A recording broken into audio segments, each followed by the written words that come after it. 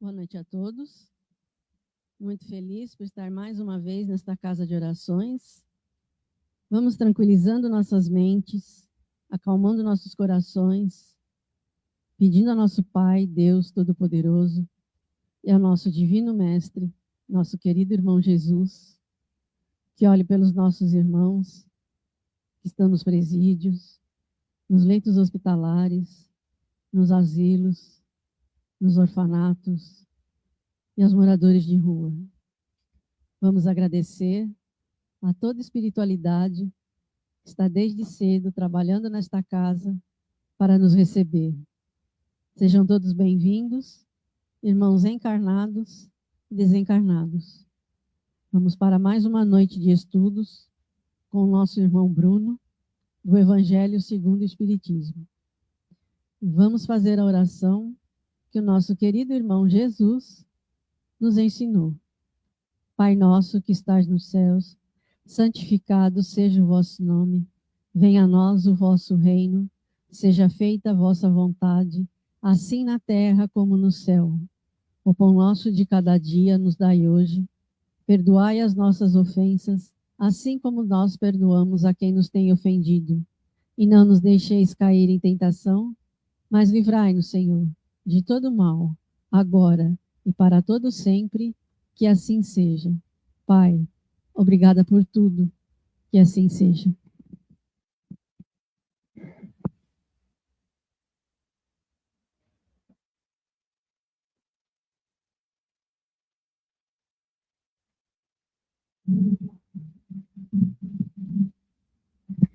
Boa noite os irmãos de casa, os irmãos desencarnados.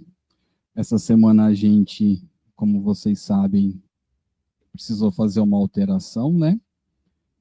Os meninos, por motivos pessoais, não se encontram, e a gente alterou o estudo, que seria a Gênese hoje, com o nosso irmão Tiago, passou para sexta-feira.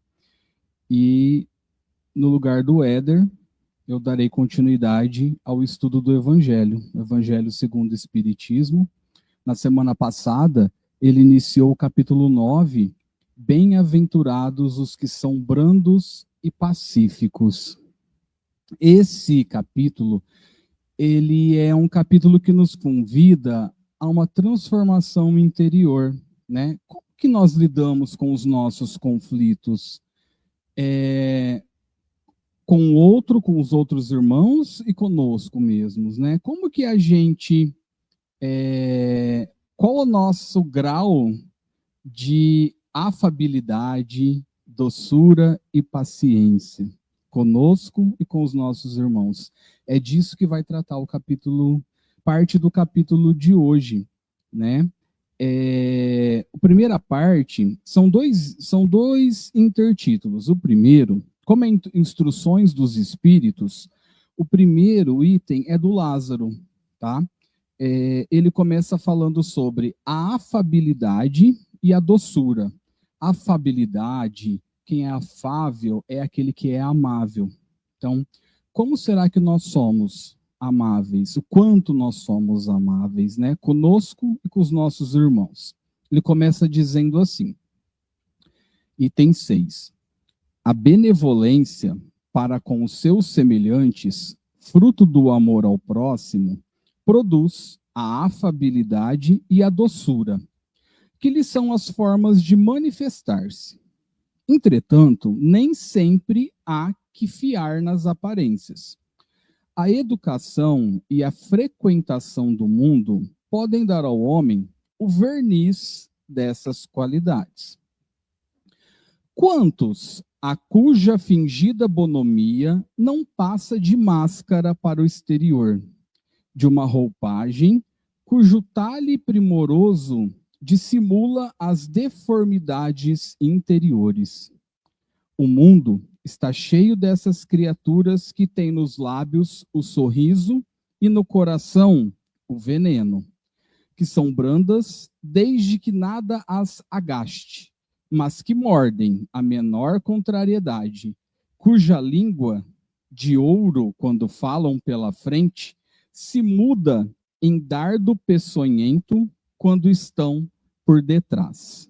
Bom, o texto começa estabelecendo um princípio fundamental, né? A afabilidade, que é a amabilidade, e a doçura são frutos do nosso amor ao próximo. Não são técnicas de convivência, né? Nem resultado de uma boa educação social apenas. Porque ser educado e ser gentil, ser polido é uma coisa. Agora, demonstrar amor ao próximo vai além da boa educação, né? Então, a afabilidade, a doçura, ela é espontânea, ela é coerente, desde que ela nasça sincera do amor mais puro. E se não há benevolência interior, o que aparece do lado de fora? Só a casca, só o verniz, como ele colocou aqui. Não aparece a essência. A sociedade hoje nos ensina, né, o verniz, esse verniz da gentileza. Eu tenho que entrar e sair de qualquer lugar desde que eu seja educado. Mas será que por dentro, como eu estou por dentro? Será que toda essa educação, toda essa gentileza, por dentro ela também existe, né? O nosso coração, o quanto ele está sendo transformado porque não basta ser gentil, né? A gente também tem que demonstrar amor ao nosso próximo e amor a nós mesmos. Nós mesmos precisamos nos amar mais, né? Nos idolatrar mais. Nós somos mais importantes do que qualquer pessoa no universo. Se eu não me amar, se eu não me sentir bem, como eu vou poder amar o meu próximo ou cuidar do meu próximo? Né? Então, assim, em primeiro lugar, egoísmo eu não vejo como egoísmo. Porque se eu não estiver bem, eu não consigo cuidar do outro. Eu não consigo dar amor ao outro. Então, eu preciso me amar em primeiro lugar, sobretudo, e depois vem o outro, tá? Essa é a minha visão. Ele diz assim, um trecho: quantos a cuja fingida bonomia não passa de máscara para o exterior. Eu sou gentil com o outro porque eu sou gentil ou porque me convém ser gentil naquele momento? Como será que eu tenho me portado, né? Sou o mesmo quando ninguém está me observando? Quando eu estou sozinho, tem gente rindo. Quando eu estou sozinho, como que eu me porto, né? E aí? Então, a verdadeira virtude, ela não pode mudar conforme o público que eu represento ou convivo. Ela tem que partir de dentro, ela tem que partir do coração. E isso é muito difícil, né?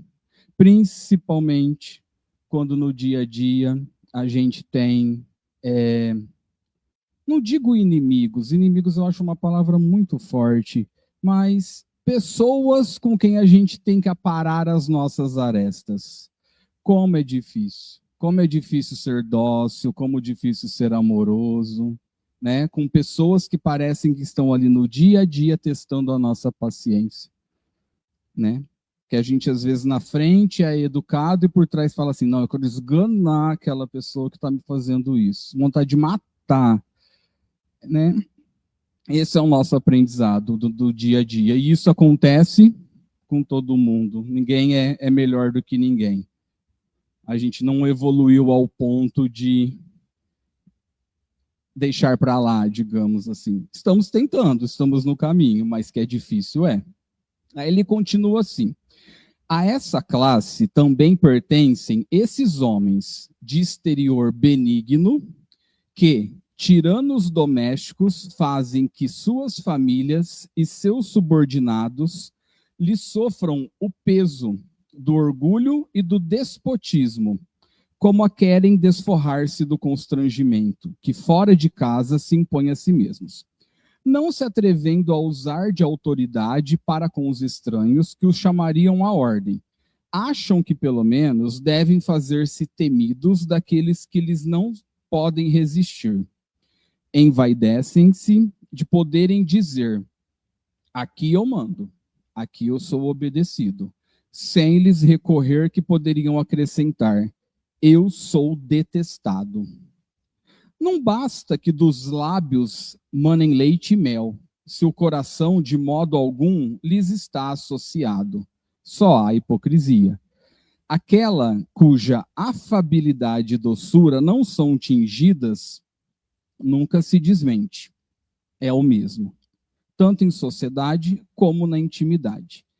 Esse é o demais, sabe-se que pelas aparências se consegue enganar os homens. A Deus ninguém engana. Lázaro, irmão Lázaro, Paris, 1861.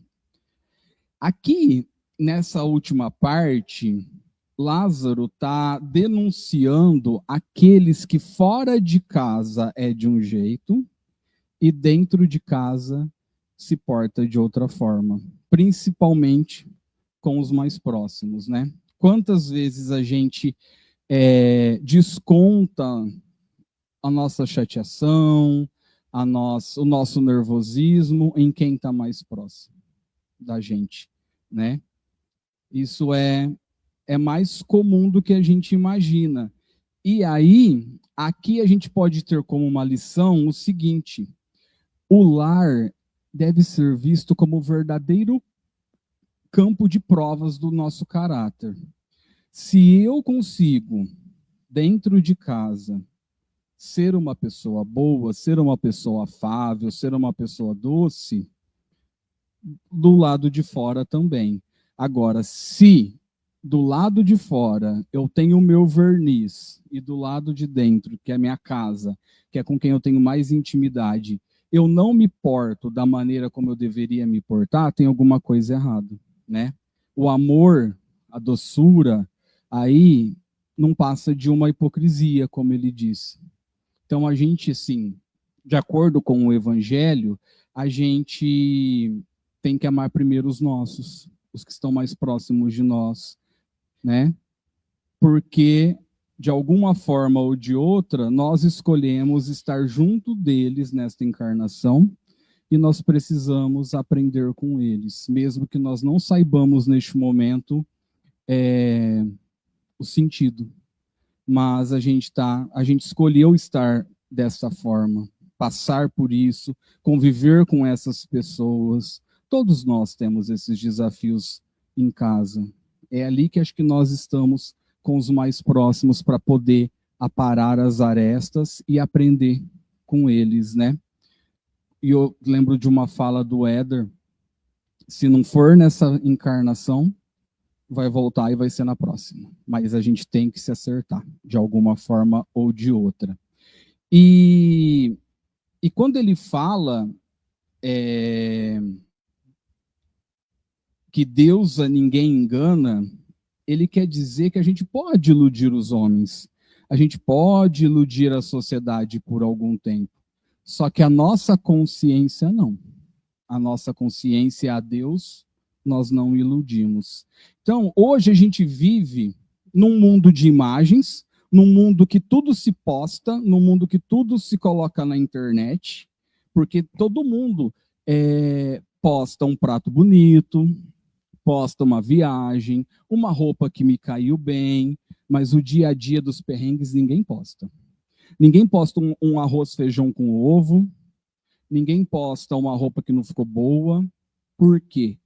Porque será que eu não vou ter curtidas? Será que eu não vou ser bem visto pelo outro?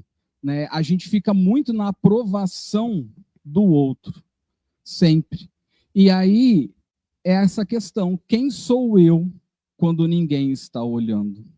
Como que eu sou? Né? Eu sou um abrigo ou eu sou um peso para aqueles que convivem comigo? E eu chego à conclusão que a verdadeira afabilidade, ela não é para ser exibida, ela é para ser vivida. E isso está cada vez mais difícil por conta da internet, da cultura que nós estamos vivendo, principalmente dos mais jovens. que parece que tem que registrar e mostrar tudo que eles fazem. E virou uma espécie de competição, uma competição material, de quem tem mais, de quem compra mais, de quem tem o melhor celular, de quem tem o melhor carro, de quem frequenta os melhores lugares. Hora que chegar a hora de ir, vai todo mundo para o mesmo lugar. Pode falar, dona Fátima. A senhora levantou a mão? Ah, tá. Achei que a senhora queria fazer algum comentário. Né?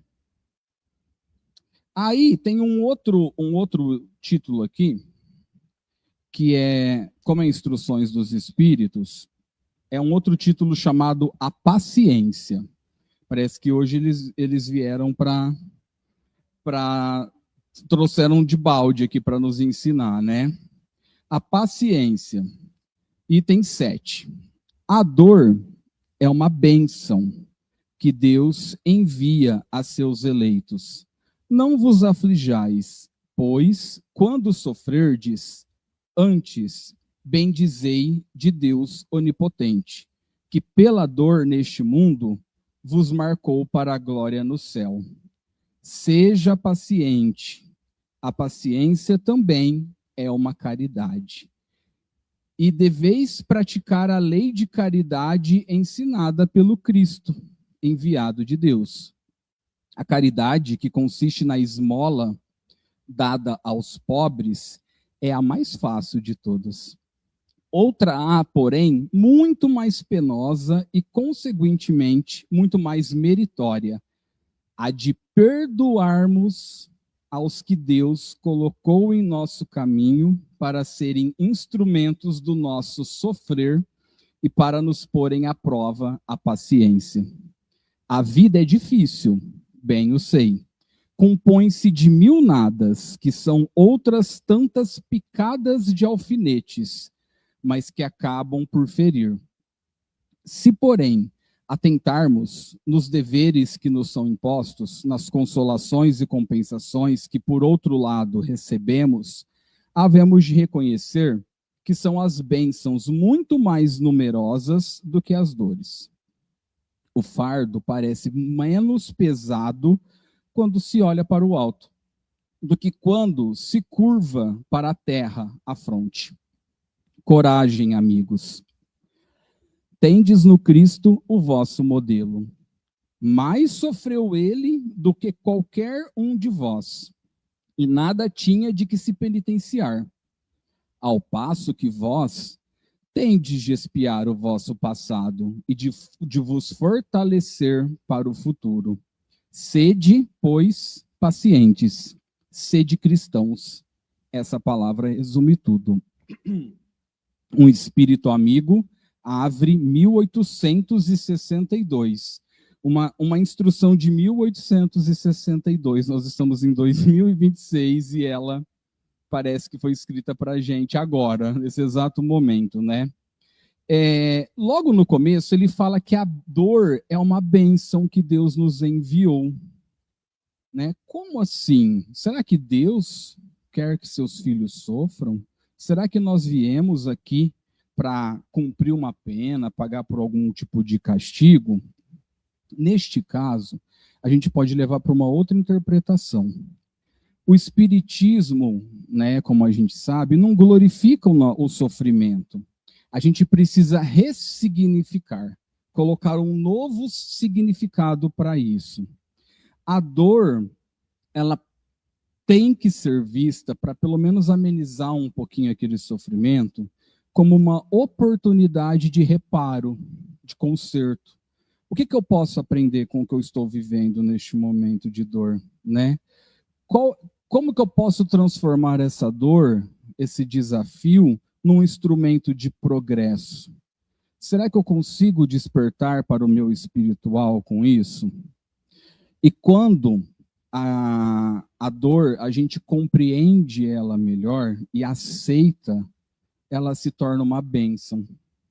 E aí a gente, com o tempo, se revolta menos, né? E aí o texto traz assim: a paciência também é uma caridade. Por quê? Porque a gente está acostumado à prática de caridade sempre a doar alguma coisa material para alguém. Seja um dinheiro, seja um alimento, né? E aqui a gente acaba aprendendo que suportar o outro que me fez mal, conviver com o outro que me fez mal, sem odiá-lo, sem querer revidar aquilo que ele me fez, conseguir então perdoar nem se fala. É uma caridade muito mais difícil do que a gente fazer uma doação de um item material para o outro. Por quê? Porque é muito mais difícil perdoar. É muito mais difícil aceitar o erro e que alguém fez mal para a gente. Perdoar quem nos fere é uma das maiores provas do amor de Cristo. E é uma das coisas mais difíceis nessa nossa jornada. Eu acho, não, eu tenho certeza que é uma das coisas que nós estamos aqui para aprender, todos nós, a perdoar aquele que nos fere.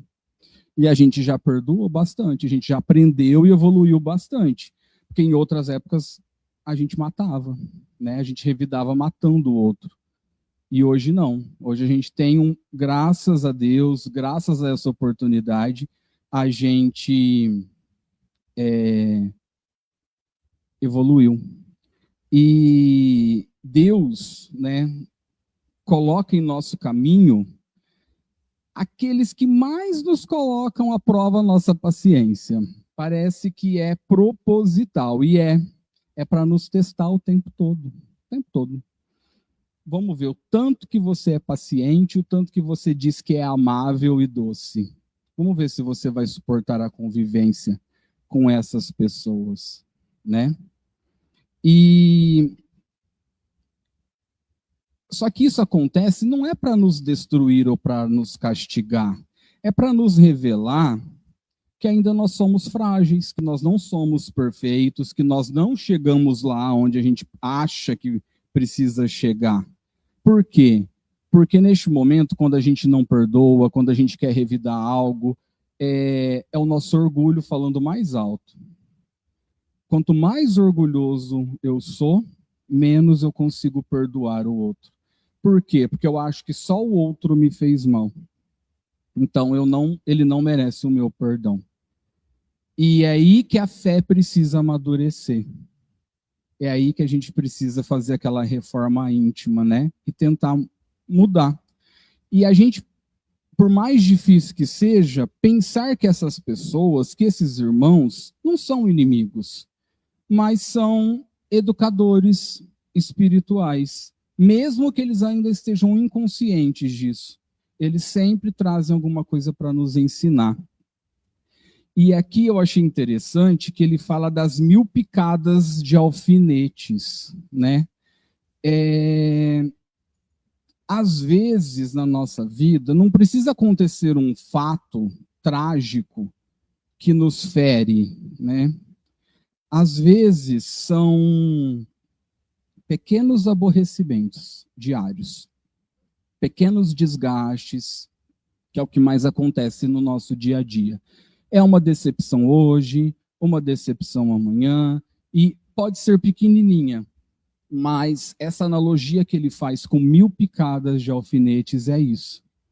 Então, conforme a gente vai se aborrecendo, a gente vai se frustrando repetidamente, a gente vai desanimando. É mais uma prova que a gente tem na nossa jornada. A gente vai cansando. A gente parece que o fardo fica cada vez mais pesado, né? E quando a gente começar a mudar o nosso foco e acreditar e perceber que as bênçãos são mais numerosas do que as dores, o fardo vai pesar menos. A gente vai cultivar cada vez mais a gratidão e vai poder olhar cada vez mais para o alto e agradecer, né? Porque se a gente listar, né, as nossas bênçãos diárias, a gente acordou, a gente teve o que comer, a gente teve o que vestir, a gente tem onde dormir hoje, a gente tem saúde, para estar aqui. Se nós estamos aqui é porque nós estamos com saúde. Então parece pequeno, mas a hora que a gente começa a listar, isso vai dando um alívio, a gente começa a perceber que a gente ainda pode mudar essa realidade que tanto nos aflige e faz mal. Então, esses itens 6 e 7, esses dois ensinamentos, eles trazem para a gente, em resumo, que a verdadeira transformação, ela não está na aparência, mas ela está no interior. A afabilidade e a doçura, ela revela como a gente trata o nosso irmão, como a gente trata o outro. E a paciência, como a gente lida com o outro e com a dor do outro, né? O que a dor do outro muitas vezes nos causa, né? E não basta parecer bom, é preciso ser bom, né? Especialmente onde? No silêncio do lar, nas nossas casas, nas pequenas contrariedades do dia a dia, diante daqueles que nos testam todos os dias, sejam esposa, marido, irmão, irmã, tio, tia, primo, filho, filha, são eles que nos testam diariamente, né? E a doçura autêntica, ela não vai se desfazer com a frustração. E a paciência verdadeira, ela não vai se apoiar numa resignação passiva, mas se a gente compreender que toda prova tem um sentido educativo. Nós somos convidados a olhar menos para fora e mais para dentro. Reagir menos e pensar antes de reagir, né? Trocar o orgulho pelo perdão e a impaciência por confiar mais nas leis de Deus. Quando a gente conseguir usarmos mais palavras de gentileza, termos um coração mais sincero, termos mais paciência diante da dor, nós daremos um passo real, verdadeiro, rumo à paz que Jesus nos ensinou. Uma paz essa que não depende de circunstâncias, não depende de itens materiais, daquilo que eu tenho, de dinheiro ou de poder, mas da minha consciência. Quando nós estivermos em paz com a nossa própria consciência, a gente conseguiu dar um passinho a mais para a nossa evolução. Que assim seja. Deixa eu dar um alô para o pessoal de casa. Boa noite, Marilise. Boa noite, Ronilda. Marcelo Vernilo, boa noite. Marcelo Vernilo está online e está aqui com a gente. Boa noite, Tom. Tiago, boa noite. Éder, boa noite. E Luísa Locatelli, boa noite. É só mãe, né, Marcelo? Mãe da Lu? Mãe da Lu. A Lu também está aqui, dona Luísa. Tem mais alguém, Rô? Só? Então, para finalizar, vamos fazer a nossa prece de encerramento, elevar nossos pensamentos, a tentar acalmar os nossos corações, agradecer por mais esta noite de estudo, de encontro, pela oportunidade de estarmos aqui juntos, seja online, seja presencial, né? Encarnado, desencarnado. Deus não nos desampara nunca, né? Desde que nós mantivemos a nossa fé para seguirmos com os nossos desafios que não são fáceis, mas iremos superá-los com certeza. Senhor da vida, fonte inesgotável de amor e sabedoria, agradecemos por este momento de estudo e reflexão, no qual seus ensinamentos nos convidam à brandura do coração e à paciência da alma. Auxilia-nos, Pai, para que a nossa afabilidade não seja um verniz, não seja uma aparência, mas uma expressão de amor que desejamos cultivar. Que nossas palavras sejam mais suaves, nossos gestos respeitosos e nossas atitudes coerentes com o bem e com o amor. Dai-nos forças para acolher a dor sem revolta, compreender as provas e reconhecer, mesmo nas dificuldades, as bênçãos que sustentam nosso dia a dia. Ensina-nos, Pai, a perdoar, a sermos pacientes conosco e com os outros, lembrando sempre do exemplo do Cristo, que sofreu sem culpa e amou sem limites. Que encerremos o dia de hoje mais conscientes, mais serenos e mais comprometidos com nossa transformação interior. Que a tua paz permaneça conosco hoje e sempre. Que assim seja. Pai nosso que estais nos céus, santificado seja o vosso nome, venha a nós o vosso reino, seja feita a vossa vontade, assim na terra como no céu. Pão nosso de cada dia, nos dai hoje e perdoai as nossas ofensas, assim como nós perdoamos a quem nos tem ofendido.